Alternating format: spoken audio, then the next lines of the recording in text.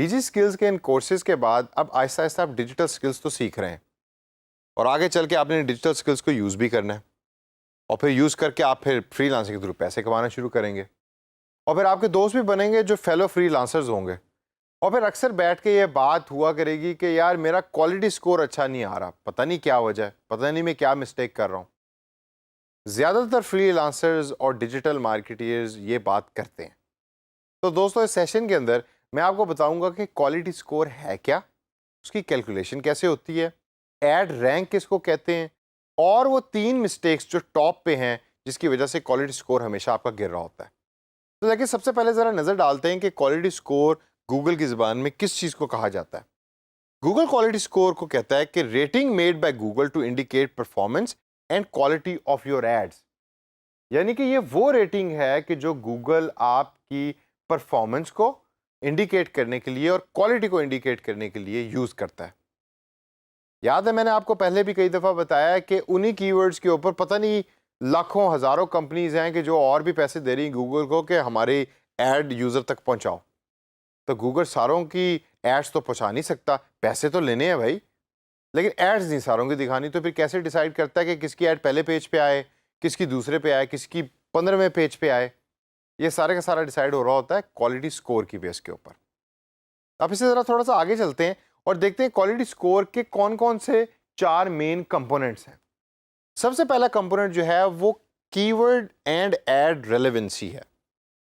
अब आपने उसमें लिखा एग्जाम्पल के अंदर कि मैंने फॉर एग्जाम्पल मार्केटिंग या बेस्ट मार्केटिंग कोर्स का कीवर्ड आपने दे दिया गूगल को, लेकिन जो एक्चुअल आपकी ऐड है उसमें शायद मार्केटिंग का कोई नाम है ही नहीं या वो कोर्स है ही नहीं मार्केटिंग का, वो जेनेरिक मार्केटिंग की डेफिनेशंस आपने दी हुई हैं।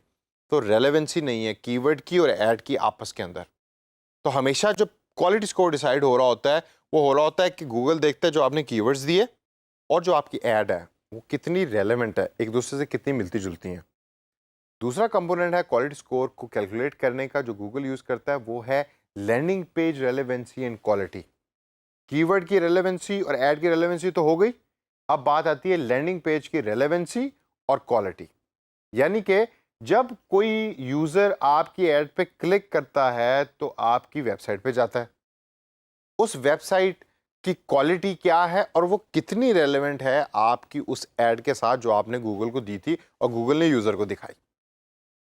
अब ये गूगल को कैसे वैसे पता लग रहा होता है कि आपकी जो वेबसाइट है उसकी रेलेवेंसी क्या है या क्वालिटी कैसी है? भाई मैंने तो बना दी, गूगल को कहाँ पता लगेगा? गूगल ने अपने बॉट्स छोड़े होते हैं इंटरनेट के ऊपर।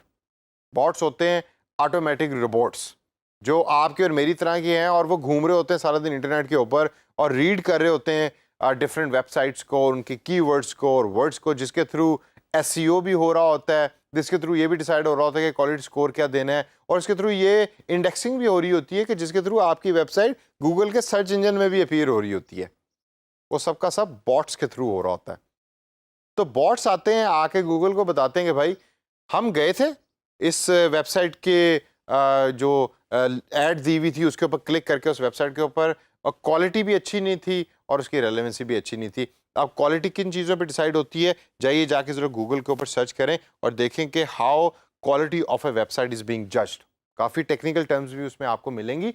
अगर आप कोई जो आगे चल के हम इस कोर्स के अंदर सीखेंगे भी, एक सॉफ्टवेयर जिसका नाम विक्स है, प्लेटफॉर्म है, उसको यूज़ करें तो उसमें आपको आसान तरीके से डिफरेंट ऑप्शंस क्वालिटी बढ़ाने के लिए मिल जाती हैं।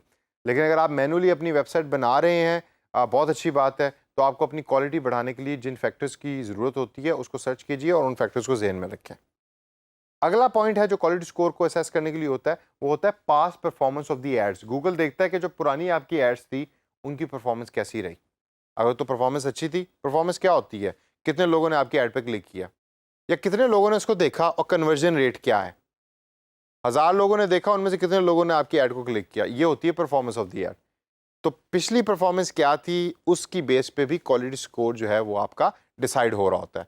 और लास्ट के अंदर क्लिक थ्रू रेट, अगेन जो मैंने अभी बात की, performance is based on the clicking and click through rate is basically the rate के कितने लोग आपकी ऐड पे क्लिक कर रहे हैं आपकी ऐड को देखने के बाद। तो इन 4 चीज़ों के ऊपर क्वालिटी स्कोर जो है वो आपका डिपेंड कर रहा होता है और गूगल उसको कैलकुलेट कर रहा होता है। लेकिन क्वालिटी स्कोर इतना इंपॉर्टेंट है क्यों? एक तो होगा कि जी इसको यूज़ करके गूगल आपकी ऐड दिखाता है जेनेरिक सी चीज़, नहीं, इसके अलावा एक और भी बड़ी इंपॉर्टेंट बात है। ऐड रैंक का लफ्ज़ आप अक्सर सुनेंगे। ये वो रैंकिंग है कि जो गूगल यूज़ करता है आपकी ऐड दिखाने के लिए। अगर आप गूगल पे टाइप करें बेस्ट होटल्स इन लाहौर, तो आप देखेंगे कि टॉप के ऊपर आपको कुछ एडवर्टाइजमेंट नज़र आ रही हैं। नीचे तो वेबसाइट्स हैं, लेकिन टॉप पे कुछ एडवर्टाइजमेंट्स हैं। उनमें से कोई पहली है, कोई दूसरी है, कोई तीसरी है, कोई चौथी है, और कुछ है ही नहीं वहाँ, कुछ शायद दूसरे पेज पे अपीयर हो रही होंगी। ये सारे का सारा ऐड रैंक के थ्रू हो रहा होता है। क्वालिटी स्कोर बना, क्वालिटी स्कोर के ऊपर गूगल ने डिसाइड किया कि मुझे पहली नंबर के ऊपर ये वाली ऐड दिखानी है, दूसरे पे ये दिखानी है, तीसरे पे ये दिखानी है। क्यों भाई? मैं भी तो पैसे दे रहा हूँ उसी कंपनी की तरह जिस तरह वो दूसरी कंपनी पैसे दे रही है, और हो सकता है मैंने शायद ज़्यादा पैसे दिए हैं उस कंपनी के मुकाबले में, लेकिन उनकी ऐड तुम दिखा रहे हो, मेरी नहीं दिखा रहे। ये क्या अनफेयर नहीं है? ये क्या खुला तजाद नहीं है? उसकी वजह यह है कि क्वालिटी स्कोर ने गूगल को बताया कि इनकी ऐड पे जब क्लिक करो तो इनकी वेबसाइट के ऊपर जाएं तो वहाँ होटल की इंफॉर्मेशन कुछ क्लियर या क्लैरिटी से नज़र नहीं आ रही, जो क्वालिटी भी आपकी वेबसाइट की गिरा रही है और जो रेलेवेंट भी नहीं है आपकी ऐड के साथ। इसकी वजह से इनकी ऐड, बेशक ये ज़्यादा पैसे दे रहे हैं, इनकी ऐड दिखाने के बजाय उस कंपनी की ऐड दिखाओ कि जिसकी रेलेवेंसी वेबसाइट की और लैंडिंग पेज की ज़्यादा है और क्वालिटी कंटेंट भी उसके ऊपर अवेलेबल है।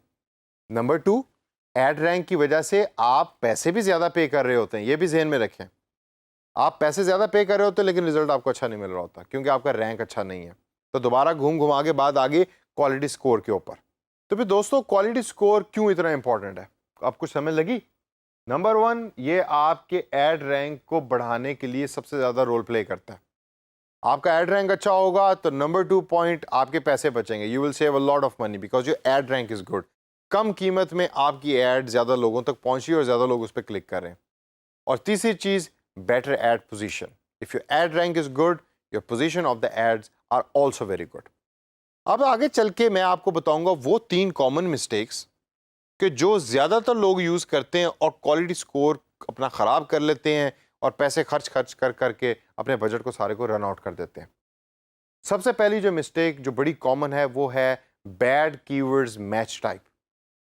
जब आप गूगल को कीवर्ड्स दे रहे होते हैं तो वो अल्फाजों की शक्ल में देते हैं आप, और अल्फाजों के अंदर जुमले भी होते हैं, फ्रेजेस भी होते हैं।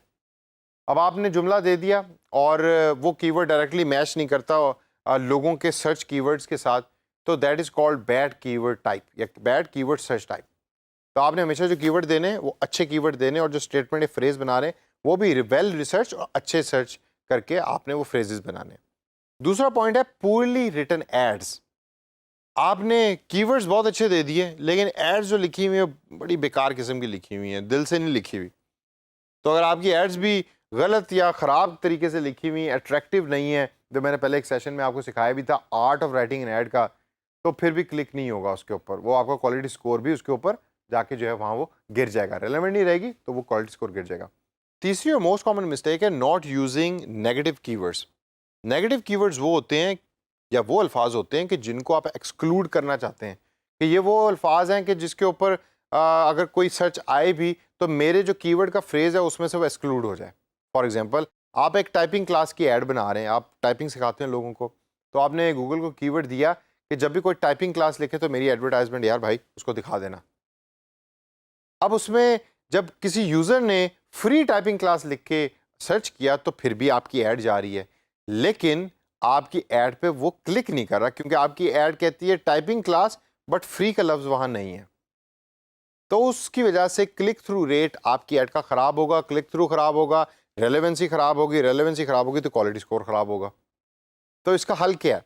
इसका हल ये है कि जब आपने टाइपिंग क्लास का कीवर्ड गूगल को बताया तो नेगेटिव के अंदर फ्री भी बताएं कि जब भी कोई फ्री टाइपिंग क्लास लिखे तो फ्री को एक्सक्लूड कर दो, और अगर वो फ्री टाइपिंग क्लास लिख रहा है तो हमारी ऐड उसको दिखाने की ज़रूरत नहीं है।